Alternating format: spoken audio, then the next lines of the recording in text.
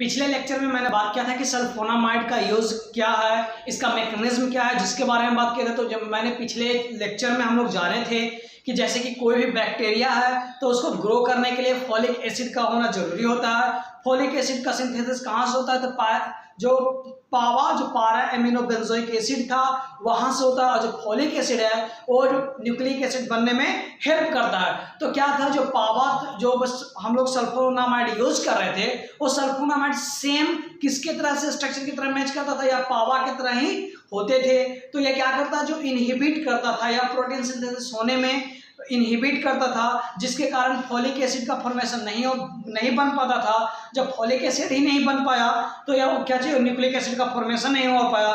जब फॉर्मेशन ही nucleic acid ही नहीं develop कर पाएगा तो क्या होगा, जो बैक्टीरिया का जो ग्रोथ है वो नहीं हो पाएगा। तो इस तरह से मैंने बात किया था कि सल्फोनामाइड के बारे में और इसका यूजेस के बारे में भी मैंने बताया था। अब हम बात करेंगे कॉर्टिक्सोमोक्साजोल के बारे में कि कॉर्टिक्सोमोक्साजोल का क्या यूज है, उसके मैकेनिज्म क्या है, जिसके बारे में हम अभी बात करने वाले हैं। हम बताने वाले हैं कि क्या चीज की कॉर्टिक्सोमोक्साजोल है, वो क्या है, जिसके बारे में। तो यह एक कॉम्बिनेशन है, दो ड्रग्स का कॉम्बिनेशन से यह बनाया गया है। एक को बोलते हैं ट्राइमिथापोरिन और दूसरा क्या है, सल्फोमेथाजोल है। ये दोनों के कॉम्बिनेशन को, दोनों को कंबाइन करके यह बनाया गया। यह बेसिकली ग्राम पॉजिटिव और ग्राम निगेटिव, यानी ग्राम पॉजिटिव कहने का मतलब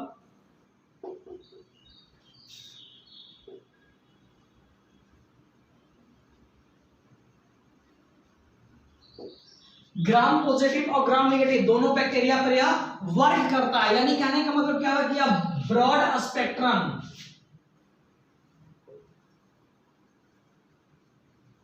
मतलब यह ब्रॉड स्पेक्ट्रम में यह वर्क करता है। फ्रेंड्स, यहाँ पे ब्रॉड स्पेक्ट्रम और नैरो स्पेक्ट्रम क्या है कि जो सिर्फ अगर ग्राम निगेटिव हो या फिर सिर्फ ग्राम पॉजिटिव पे अगर वर्क करता हो तो ऐसे को क्या बोलते हैं, नैरो स्पेक्ट्रम बोलते हैं। और जो ग्राम पॉजिटिव और ग्राम निगेटिव दोनों पे जब वर्क करता है तो उसको क्या बोलते हैं, ब्रॉड स्पेक्ट्रम बोलते हैं। तो बोला है कि जो कॉर्टिक्सोमोक्साजोल है यह दो ड्रग्स के कॉम्बिनेशन से बनाया गया है। कौन कौन है, तो ट्राइमिथापोरिन है और एक क्या है, सल्फामेथाक्सोजोल है। तो ये दोनों के कॉम्बिनेशन से बनाया गया है। इसका रेशियो क्या रहता है, इसका 1/5 रेशियो रहता है। मतलब अगर जो ट्राइमिथापोरिन है वो अगर 1 ml रहेगा तो यह सल्फोमेथाजोल कितना रहेगा, 5 ml रहेगा। तो इस तरह से कॉम्बिनेशन में होता है।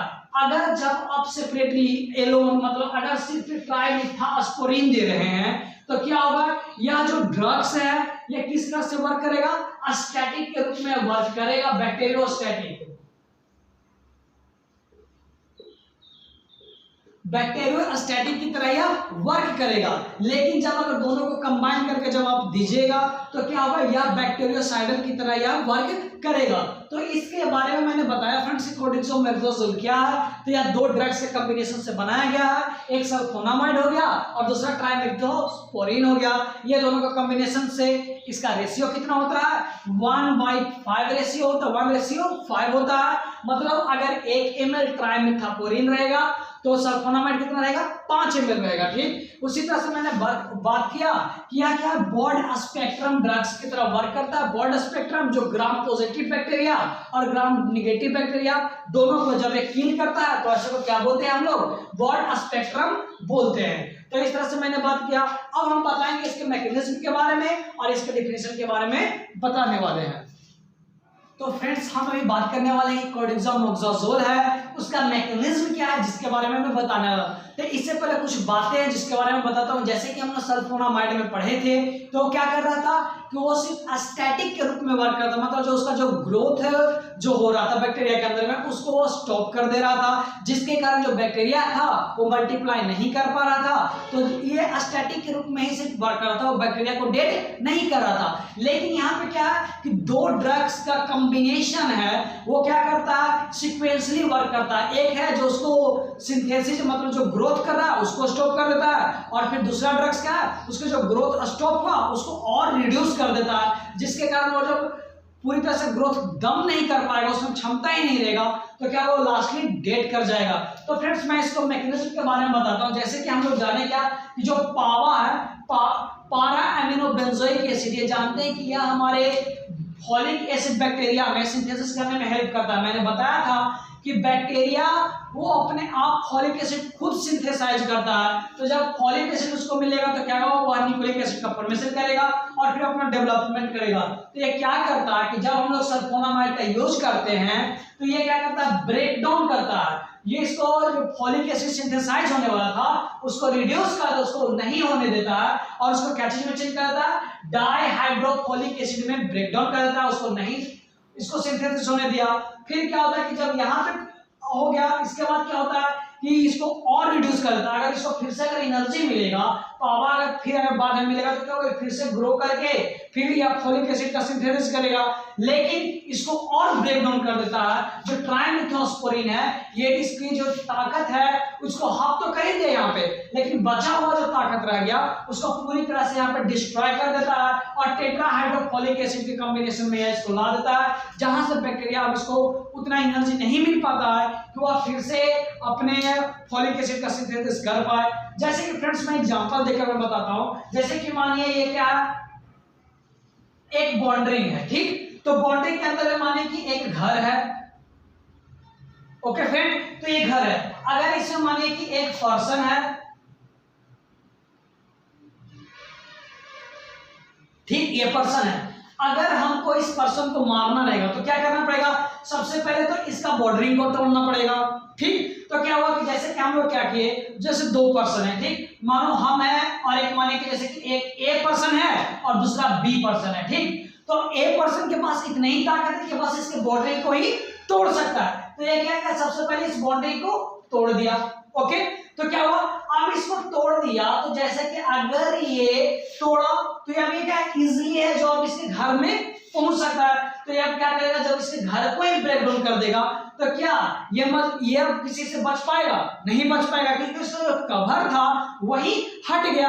तो इसको क्या होगा, या फिर अपने आप ग्रोथ इसका हट जाएगा, इस पर कोई भी अटैक कर सकता है। तो उसी तरह से हमारी बॉडी में होता है कि ये क्या किया, जो सल्फोनामाइड था वो पहले जो बाहर का इसका जो एनर्जी था इसको रिड्यूस कर दिया, खत्म कर दिया। फिर इसके जो अंदर में जो घर था इसको ब्रेक डाउन कर दिया, जो ट्राइमेथोस्पोरिन था वो ब्रेक डाउन कर दिया। मानो कि जैसे कि अगर ए पर्सन है, अगर यहीं से इसको ब्लॉक कर देगा, अब बी नहीं रहेगा तो क्या होगा कि ये जो इसको जब पता चलेगा तो फिर से अपना जब एनर्जी इसको मिलेगा तो या फिर से अपना क्या बाहर का बाउंड्री तैयार कर सकता है। तो फिर मैंने आपको इजीली बताया कि किस तरह से करता है मैकेनिज्म के बारे में, जिसके बारे में मैंने बात किया।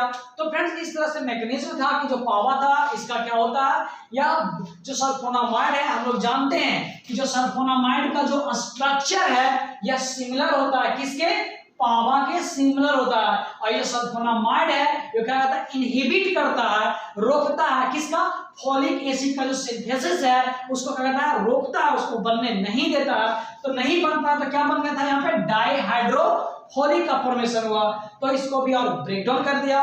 तो इस तरह से फ्रेंड्स इसका मैकेनिज्म था।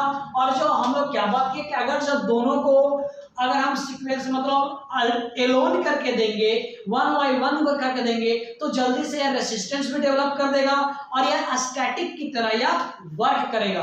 तो इस तरह से फ्रेंड्स का मैकेनिज्म था। और अब हम बात करते हैं फ्रेंड्स इसके वर्क के बारे में। फ्रेंड्स मैंने इसका रेसिस्टेंस के बारे में बात करता हूँ। तो रेसिस्टेंस कैसे डेवलप होता है कि जब ये जैसे कि ड्रग्स देते हैं तो क्या होता है, जो बैक्टीरिया का जो सेल वॉल है या फिर जब वो जब ग्रो करेगा तो उसमें म्यूटेशन हो जाता है, उसमें क्या होता है, चेंजिंग हो जाता है, अपने बॉडी को उस तरह से ढाल लेता है। तो मतलब वो अपने बॉडी में चेंजिंग ला लेता है, म्यूटेशन अपने आप में खुद में कर लेता है। तो इस तरह से वो अपने आप में रेसिस्टेंस डेवलप कर लेता है कि म्यूटेशन कर लेने से क्या होता है कि अब उसको इस ड्रग्स से कोई भी उसके बॉडी पे इफेक्ट नहीं पड़ेगा। जैसे कि फ्रेंड्स मैं एक बात बताता हूँ कि अगर किसी भी कोई पर्सन है, ठीक, उसे अगर दे दो गर्म पानी दे दो, उसमें क्या है, उंगली रखने के लिए बोलो जो 40 डिग्री सेल्सियस से ऊपर गर्म हो, तो क्या होगा, पहली बार जब करेगा तो तुरंत हटा देगा, सेकंड बार करेगा तो हल्का देर तक रहेगा, थर्ड बार में थोड़ा और ज्यादा टाइम तक रहेगा। मतलब क्या हुआ, अब ये जो फिंगर है वो रेसिस्टेंस डेवलप कर लिया, अब उतना देर तक उसमें रख सकता है। तो उसी तरह से जो बैक्टीरिया है वही करता है कि इस ड्रग्स के साथ मतलब डेवलप करते करते अपने आप में इतना म्यूटेशन कर लेता है, इतना बदलाव कर लेता है कि वह अब इस ड्रग्स के रहते भर में भी अपना वह ग्रोथ कर सकता है, तो इसी को बोलते हैं अपना रेसिस्टेंस डेवलप कर लेना। अब बात करते हैं फ्रेंड्स एडवर्स इफेक्ट के बारे में कि जब हम कॉर्टिसोन देंगे तो क्या क्या एडवर्स इफेक्ट होंगे, जिसके बारे में मैं बोलने वाला हूँ। सबसे पहले नोजिया, वोमिटिंग, हेडेक, ग्लोसाइटिस और स्टोमेटाइटिस करता है। बात करते हैं फ्रेंड्स ग्लोसाइटिस के बारे में, तो मैंने बताया था कि ग्लोसाइटिस किसे कहते हैं कि जब हमारे क्या है जो जीभ है उसके ऊपर में क्या चीज हो जाए, ब्लिस्टर का फॉर्मेशन, इलार्जमेंट हो जाए, तो इसको ग्लोसाइटिस बोलते हैं। स्टोमेटाइटिस जब माउथ के अंदर चीक है, गम है, लिप्स है, ये सब में क्या चीज हो जाए, ब्लिस्टर का फॉर्मेशन या फिर इलार्जमेंट हो जाता, ये सब चीज हो जाता है, इन्फ्लामेशन हो जाता, तो इसको क्या बोलते हैं, स्टोमेटाइटिस बोलते हैं। अब बात करते हैं फ्रेंड्स मेगाब्लास्टिक एनीमिया, जब हमारे इन बोन मैरो में इन्फेक्शन की वजह से क्या हो जाता है, जो हमारा जो आरबीसी जो ब्लड है उसमें इनलार्जमेंट हो जाता है।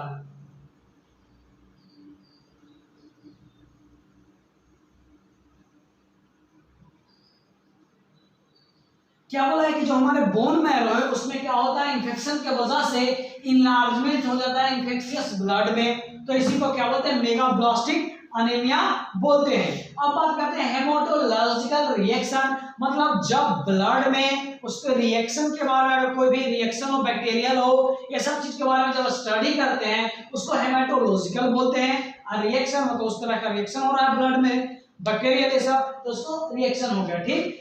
तो इसमें का जो एनीमिया हो सकता है, ग्रेनुलोसाइटोपेनिया हो सकता है। मतलब ग्रेनुलोसाइटोपेनिया कहने का मतलब जो हमारे WBC में जो ल्यूकोसाइट का जो मात्रा होता है वह नॉर्मल से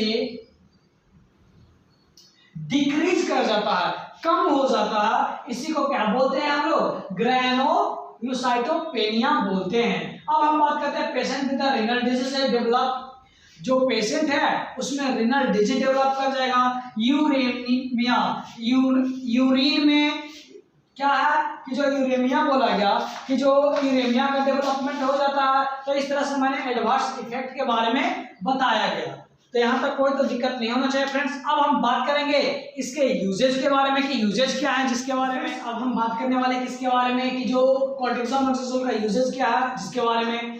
तो यूरेमिया मतलब होता था फ्रेंड्स, जैसे कि एक वर्ड था एडवर्स इफेक्ट में बता रहा था, यूरेमिया मतलब जो हमारे ब्लड है उसमें अगर यूरिन की मात्रा अगर नॉर्मल से मतलब यूरिन की मात्रा हाई हो जाता है किसमें, तो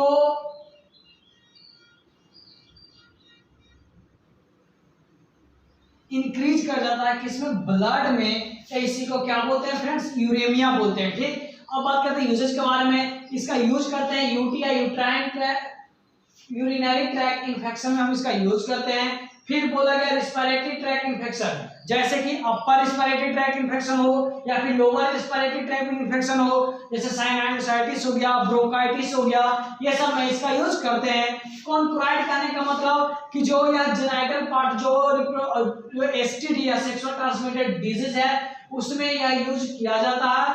यह कौन से बैक्टीरिया के कारण होता है, तो हेमोफिलियस ड्यूरियेसी के कारण होता है। फिर हम लोग इसका यूज न्यूमोनिया में यूज करते हैं, टाइफाइड में यूज करते हैं और बैक्टीरियोगैस्ट्रोस्ट्राइटिस में यूज करते हैं। जैसे बैक्टीरिया के कारण जो हमारे स्टोमक में जैसे ई कोली वगैरह है, इसके कारण अगर कोई इन्फेक्शन वगैरह होता है जिसमें हम इसका यूज करते हैं। तो फ्रेंड्स अगर आपको इस वीडियो को समझ में आया हो तो प्लीज ज्यादा से ज्यादा इसको शेयर करें, और अगर आप हमारे इसके पिछले वीडियो को हमारे नीचे के लिंक में जाकर आप देखें और इसे ज्यादा से ज्यादा शेयर करें। Thank you friends.